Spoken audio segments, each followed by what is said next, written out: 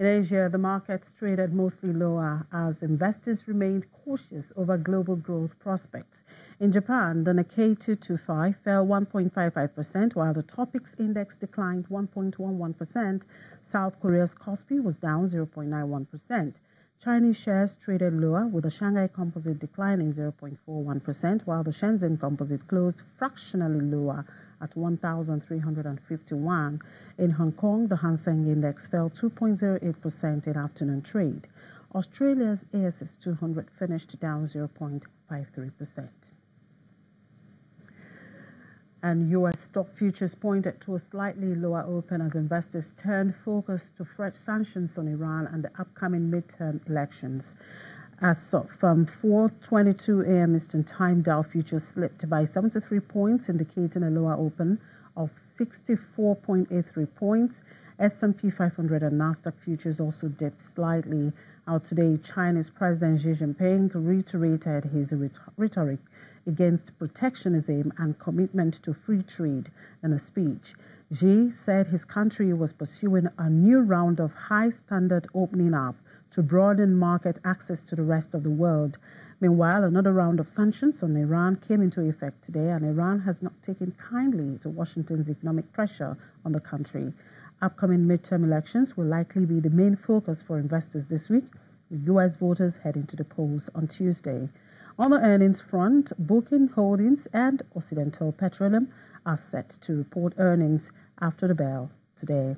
In economic data, services PMI and ISM non-manufacturing figures are due to be released at 9:45 a.m. Eastern Time and 10 a.m. Eastern Time, respectively. And back here, away from the market, South Africa's private sector activity, otherwise known as the Purchasing Managers Index, fell to 46.9 in October from 48.0 in September. This is its lowest reading since July 2014, as businesses were hit by weak demand across the sector. The Standard Bank PMI, compiled by IHS Markit, shows sharp declines in output and new orders, and export demand saw firms cut back purchasing amid a recession. IHS Markit explains that the steep reduction in purchasing activity raises the risk of a contraction in gross domestic product in the second half of 2018. Meanwhile, it's a different story in Kenya, where the Purchasing Managers Index for manufacturing and services rose to 54.0 from 52.7 in September. The PMI data compiled by Markit shows the latest figures suggest a return to the buoyant health seen earlier in the year, following September's 10-month low.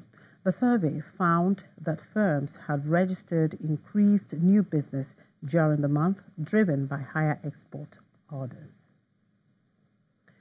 In the meantime, Kenya's Equity Bank has reported an 8% rise in 9-month pre-tax profit, driven by higher interest income. The profit rose to 22.4 billion shillings, or about $221 million, from 20.7 billion a year earlier, while interest income rose 9% to 58 billion shillings.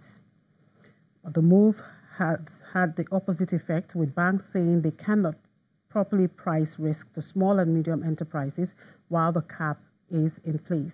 The lender also operates in Uganda, Tanzania, South Sudan, Rwanda, and the Democratic Republic of Congo. And more earnings reports, and this time from Africa's top bullion producer, AngloGold Ashanti, which declared a 15% drop in quarterly production today. Adjusting earnings before interest, tax, depreciation, and amortization declined to $355 million from $399 million due to lower gold prices and fewer ounces sold. Production from retained operations was mostly flat at 851,000 ounces compared with 853,000 ounces a year ago. The gold miner believes it is on track to reach the top end of its full-year production target, expecting production to reach the upper end of its guidance of between 3.32 million ounces and 3.45 million ounces. And Egypt's financial regulators suspended the IPO unit of Egypt's Belton Financial Holdings after finding that Sour Capital had been exposed to irregularities in IPO procedures. Belton managed the IPO of Sour Capital, which began trading on the Egyptian Stock Exchange last month. Its IPO unit was suspended on Thursday from carrying out any activity for 6 months. The regulator's deputy head, Khalid Al Nasser, told journalists that the decision to suspend Belton came after investigations. Belton has denied violating any regulations or executive orders and plans to take legal actions. And in Libya, the National Oil Corporation has announced that 7 remaining wells are expected to be online at the Bahr el Salam offshore gas field by the end of the year. This comes after a meeting between operators of the field, Melter Oil and Gas, which is a joint venture between the NOC and ENI. The parties discussed opportunities to increase production, investment and exploration, and the importance of sustainability in all activities. The first wells in Phase 2 of the development of Bahr el Salam came online in July. We'll take a break and we'll be back in a moment. Do stay with us.